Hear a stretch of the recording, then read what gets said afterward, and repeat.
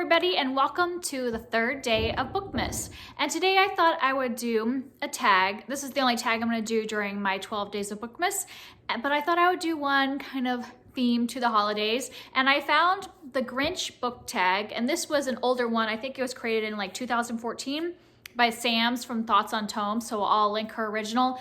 But I thought this is the perfect one for the year 2020 since, sometimes we've been a little bah humbug about this year and all the things that are going on. So I think that like Grinch fits perfectly with the year 2020.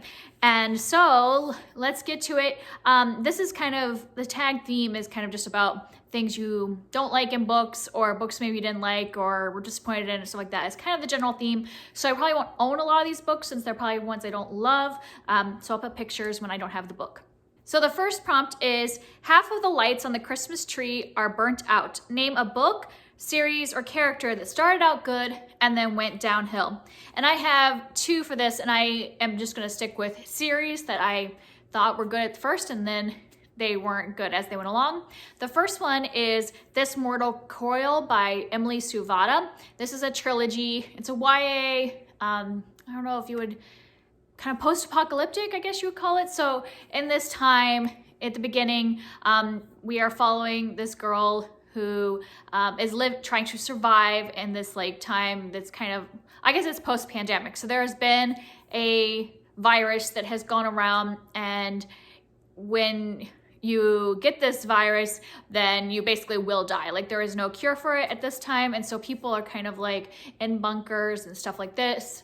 And most people are in actually government bunkers, but this girl is on her own, and her father was somebody that was trying to make a vaccine, and he was like kidnapped from her home years before. And so that's kind of the premise of it. And so it has been a virus, there's currently a virus happening, and they're trying to find a vaccine and survival and all those themes. And I thought the first book was really interesting. There was a lot of fun surprises. I really enjoyed our main character and kind of like the romance that was kind of starting. It was kind of a slow romance, and everything about the first book I really enjoyed. I think I gave it 4 stars. And then I read the next two, and it just got more confusing, convoluted. The character kind of completely changed and broke down, and yeah. So I guess I could also go with this as a character that went downhill, because she completely kind of changes, and there's reasons for it in the book, but it just didn't work for me. And by the end, I really just was like, what's happening? I don't even know what's going on at this point. So I was completely confused. So I actually would suggest the first book in the series, and I think that you could probably just stop reading the first one. Like, you wouldn't have to continue on, because I still don't even understand what happened. Like, I don't feel like satisfied with the series because it just got very convoluted. So that was one. And then one I do own and I absolutely love is The Princess Academy by Shannon Hale. I love this book. I adore it. I've read it many times. It's 5 stars for me. It's about it's kind of like a fairy tale-like kind of story. It's middle grade, and it's about this girl who, in her kingdom, the way they choose the next princess, like to marry the prince, is that the shaman pick what district the princess is going to come from, and all of the eligible aged girls go to this princess academy. And this year, the province that is picked, or district or whatever it is this mountain town that's never been picked. They kind of live out in the middle of nowhere and never go into town really. Traders come up to them, so they're not very cultured or anything like that, so they're having a hard time, making them into somebody that could be the princess. And we're following our main girl, Miri, and I just adore her. I love it. This book was great. It can be read as a standalone, that's perfectly fine, but there was a trilogy made, and I just thought book 2 was completely boring. I really didn't like it at all.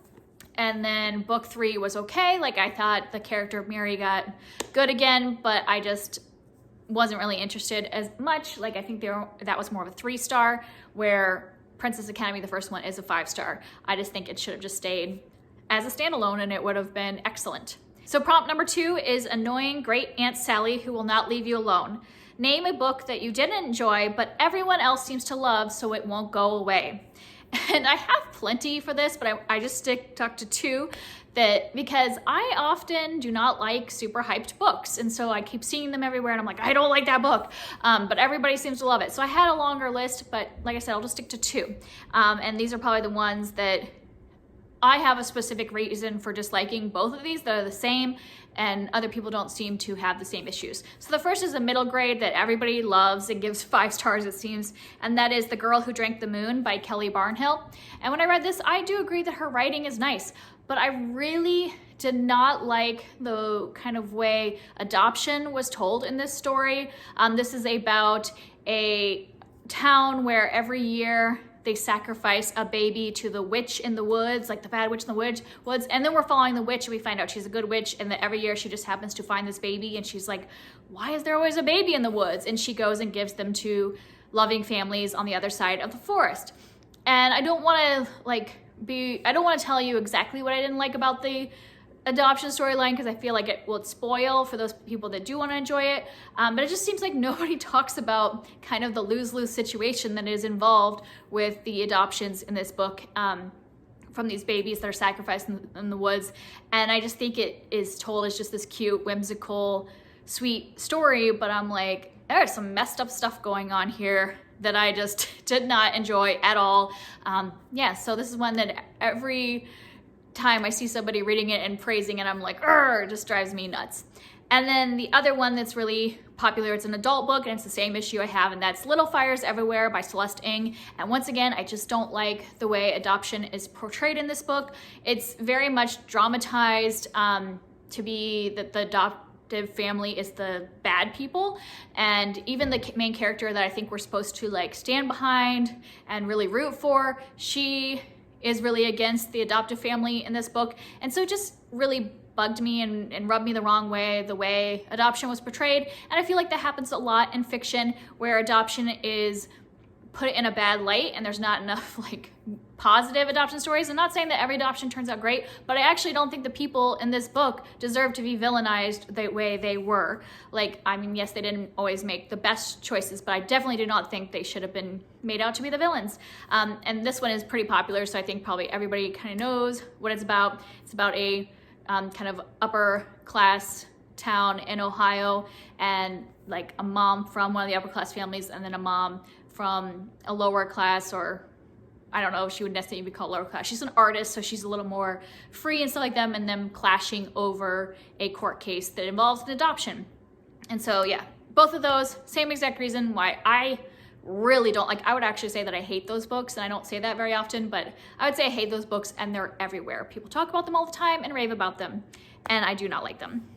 And number 3 is Your Pets Keep Knocking Over the Christmas Decoration. Name a character that kept messing things up for everyone else, and you can't pick the villain. Well, first of all, I just want to say that this is a problem. Probably every video you see from me will have different ornaments next to me, because I have 3 cats. And every day I come down to ornaments strewn all over my floor. So I can definitely feel this prompt. And I would say that a character that kept messing up things, I'm gonna go with Ramona from Beezus and Ramona by Beverly Cleary. This is a series, I'm familiar with the series. I've seen the movie, and I think I've probably read some of them when I was a kid, but I did read the first book, Beezus and Ramona, a couple years ago as an adult. I wanted to see if it's something I want to read with my kids, and I do not, because Ramona, I expected her to just be kind of quirky and fun and like, messing things up for other people, but not being just like a downright brat. Like, that's how she's kind of portrayed. She does like things that just are totally messing with her sister and the rest of the people in her family and stuff like that, and I just did not like it. But yeah, she's messing up things for everyone in this book. And yeah, so I'm assuming that's how it goes in the whole series, and I just expected it to be more quirky and not just like plain annoying. But yeah, that's the character I think that she just messes up things for everyone in her vicinity. Number 4 is you hear your parents putting out the presents and learn Santa isn't real. Name a book you were spoiled for. And this one really upset me. I was spoiled for The Murder on the Orient Express by Agatha Christie. This is a really famous Hercule Poirot book, and I know that it's a classic, so some people would say like, oh, well, if you haven't read it yet. But I'm like, do you know how many Hercule Poirot books there are? There are like so many of them, and this is like one of the most popular ones, and I was like looking forward to reading it because I heard that it had a really great ending, and then I was told the entire ending by somebody, like basically the whodunit and all that, and I'm like, really?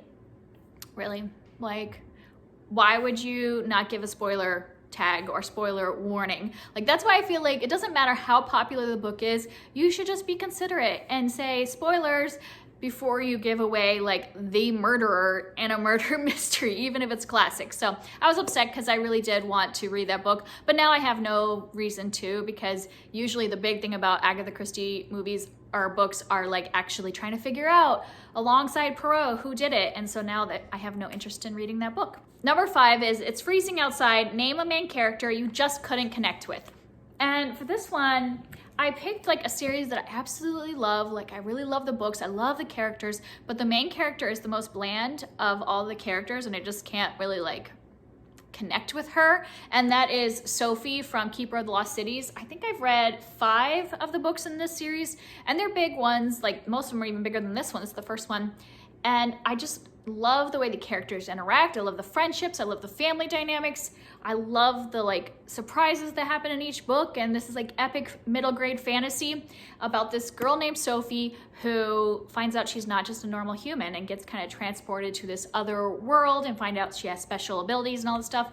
And you think that it's really great. The story is great. I love it. But Sophie is just a very bland character. Like, everybody else in her life I feel is more dimensional than Sophie is, and I don't know if the author did that on purpose so that kids could, you know, see themselves in Sophie, but I just don't really think that's a great method of writing a character. I think it's better to have a strong character that we can really root for and get behind, but I just don't really connect with Sophie. I still love the books and will continue reading them, but I don't read them for Sophie's story. I read them for the world that is created and the interactions of the characters.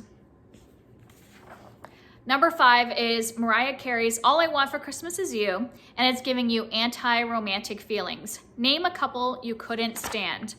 And a specific book that had a romance in it that I just could not take the romance was The Chemist by Stephenie Meyer. Is that her name? Yeah, Stephenie Meyer. She's the woman that wrote Twilight, and you know, I went into this thinking I would enjoy it because it's like an adult book and it's a like kind of thriller spy type book. And of course it has romance in it because I think she does, you know, write romance in all of her books. But I just could not get on board with this romance. And this might spoil it a little bit, but this is like in the first third of the book. So if you don't want to know anything about The Chemist, skip until it's off the screen. But basically, towards the beginning of the book, we see who the like romance is going to be between the main character and this guy. And part of her job as the chemist, which is she's a chemical torturer basically for the government, like she uses injections to get people to talk or to cause them pain so that they talk or whatever. And she tortures this guy in the first third of this book, and then they develop a romance after that. And I'm like, no. Once you've tortured a person, like physically tortured them, I don't think that you can have a loving romance with them. Like, that's just weird. Like, it wasn't even just like, oh, a physical thing. Like, they actually develop a romance. I just think that's strange, and I couldn't get on board with it, and it ruined that whole part of the book. I thought the like thriller aspects of it were fine, but like I was not on board with the relationship at all. And then other than that, like in general, I don't have like necessarily specific examples of this, is that I don't like romances that are where the topic is like the trope is hate to love, but one person in the couple is so incredibly mean and spiteful and a jerk to the other person, but the other person still like falls in love with them. And yes, that person might redeem themselves in the end, but like they fall in love with them while they're still being like really mean, and I don't get it. Like, why would we root for that relationship? I'd rather them as a character develop a little more, find out, oh yeah, I'm being a bad person to other people around me, and make that change, and then the other character fall in love with them. But it's like you're just falling in love with somebody that is incredibly unhealthy in the way they treat you. So I don't like those kind of hate to love romances. If you want to know specifically, I read a Christmas book lately called Faking Under the Mistletoe. Is that what it's called? Yeah, Faking Under the Mistletoe by Ashley Shepherd. And this guy, I mean, it's like 2/3 of the book before he becomes anything other than a complete, like, I did not understand why anybody would fall for him. Like get some growth first before somebody falls for you. But yeah, I don't like that kind of relationship in books. Number 7 is that scratchy homemade wool sweater you got for Christmas years ago but won't get rid of. Show some books that have been sitting on your shelves for a while and you aren't motivated to read, but you don't have the heart to get rid of. And I just noticed that this said books. I only picked up one book, but the main one, I wouldn't say there's a lot of books that I am holding on to that I don't plan on reading, that I just don't have the heart to get rid of them. But the one that I'm really wondering if I'll ever get around to is Pillars of the Earth by Ken Follett. I don't want to get rid of this because I know people like really enjoy this series, but I just look at it and I'm like, it's so big and it's historical fiction, and do I really want to invest myself in a whole series of giant books that are historical fiction? Like in a fantasy, sometimes I can just get swept away and I don't notice it's that big, but I'm not always the biggest historical fiction person, so like I just look at this and I'm like, am I actually gonna read it? But then I can't get rid of it. Like I've owned this book probably the longest of all the books that I own, and I just can't seem to part with it, even though I also can't bring myself to read it. So I think that goes along with this, and that's probably the only book that I own that I really just don't think I'm going to read. Number 8 is Grandma Got Ran Over by a Reindeer. Name a character death you are still mad about, and of course, say spoilers. So I'm going to say what book it is, and if you haven't read this book, then you could skip on, but it's a very popular book, and that is Mockingjay. I'm going to put up a picture because that one's too shiny. So Mockingjay by Suzanne Collins, the 3rd book in the Hunger Games series. Skip ahead if you are one of the rare people out there that haven't read this series or seen the movies. But anyways, in the 3rd book, the death that gets me every time is Finnick. I just love the character of Finnick, and it's not that I'm upset that he dies. I'm upset that he dies so quickly and we just move on. And I get that it's the war book, so they have to move on because they're running for their lives, but it's we get no time to sit and grieve. At least in the other books in the series, when somebody would die, we often got time to sit with it. Obviously I'm giving spoilers for the series here if you're here. So in the 1st book, when Rue dies, we get the chance to really mourn her death with Katniss, but we just skip right over Finnick's death so quickly, and it just hurts my heart every time. It just really gets me how fast we just move right on past that, and he's one of my favorite characters. Number 9 is the malls are overly crowded with holiday shoppers. Name a series that has too many books in it or went on too long. And for this one, I don't have any current examples because I haven't really started a lot of long series lately because I know that I'm just not good at books that are really long. I mean, the longest series that I have started recently is The Keeper of the Lost Cities, but since it was middle grade, I felt like I could do that. And I've already read 5 of the 8 books there are so far. So I don't think it's too long. I'm doing fine, at least so far. But I don't really start a lot of really long series anymore because I used to read these long series and I would just give up. And 2 examples of those are books that I haven't read these books in over 10 years, but that I read so many of them and just gave up. And one is the Alex Cross series by James Patterson. These are thriller crime kind of books. And I wrote this down. I read 12 or 13. I can't actually remember the name of the last book I read. So somewhere around 12 or 13 books. And so far there are 27 books in the series. So I haven't even read half of them, but I already read 12 or 13. That's a lot of books. And I just got tired of it. I just got bored of reading about the same character over and over again. So I quit that series over 10 years ago. And then I also used to read the Eve Duncan series by Iris Johansen. It is also kind of a thriller series that follows a woman who's a forensic sculptor. She kind of finds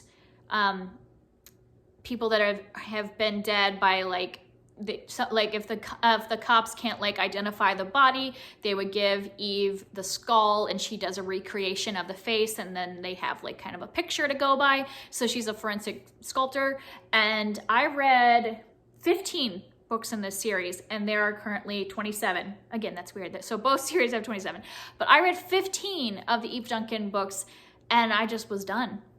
Once again, I was I'm done reading about this character. I don't care anymore. And it's probably been about 10 years since I've read one of those, and will not ever pick up the series again. And I just thought those were too long. And I get that those are kind of they're those kind of thrillers that have a specific detective you're following or person you're following. They tend to just go on forever because they're the cash cows for those authors, and I'm not gonna do it again. I'm probably not gonna start another series like that that's like following a detective that has like 1 million books.